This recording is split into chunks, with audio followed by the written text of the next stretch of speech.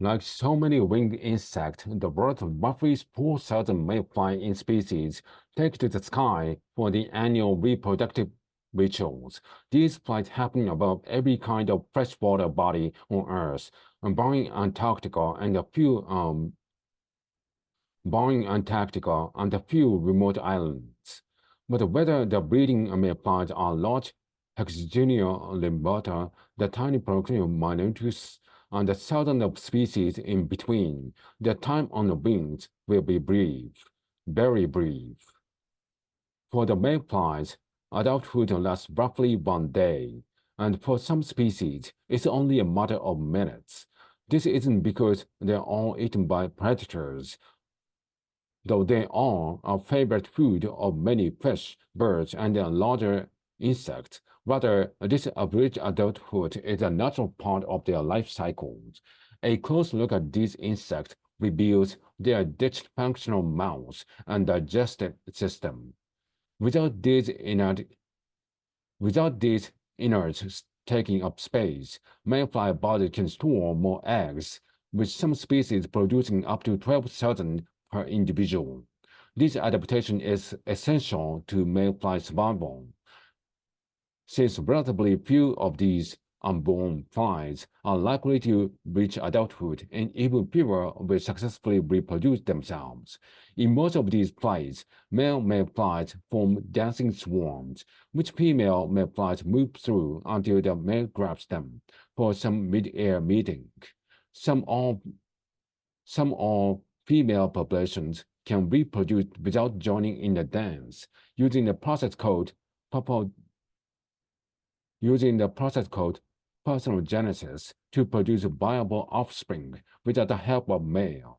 In the recent research suggests some mayfly populations may even switch back and forth between these two forms of reproduction. But regardless of how the eggs are made ready, the female will deposit them on and out of water and promptly perish. This might sound like a tragically brief existence. This may sound like a tragically brief existence, and even mayfly scientific name, Emeraptera, refers to their stunningly short lifespan. But potentially, fishermen suspect the mayfly live much longer than the short flight. In the in the 1681, scientists finally caught up to their fishing friends with a published account of the full mayfly life cycle. When the time is right, these eggs will hatch. Depending on the kind of mayfly, this can happen as late as several months after the egg is laid, or even before it's completely left the mother's body, or even before it's completely left the mother's body. But whenever the eggs open up, the mayfly inside quickly finds its way into fresh water, and in this in its aquatic nymph stage, they in this and its aquatic nymph stage, the mayflies spend the majority of their lives inhabiting rivers, small streams, ponds, lakes, and other places with clean fresh water. Most mayfly species stay in this nymph stage and feed underwater for nearly an entire year. In fact, some species live as nymphs for up to 2 years before the metamorphose into their winged adult stage. A year a year is a long time for such a small creature to stay alive. So to survive and thrive, mayfly species have a wide variety of habits and corresponding body forms. Sporers are flat enough to stick to surfaces despite the strength of the current, while clingers accomplish the same feat with suckers and claws. Other species are swimmers, crawlers, and borers. One of the most noticeable groups are burrowing mayflies, sizable specimens which use their eggs and tusks and scoop on their hands to dig U-shaped tunnels. In these muddy dwellings, the nymph use their abdominal gills to accelerate water through their burrow, filtering,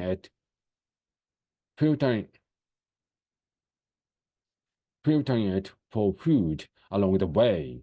After the metamorphosis, adult swarms get so large. After getting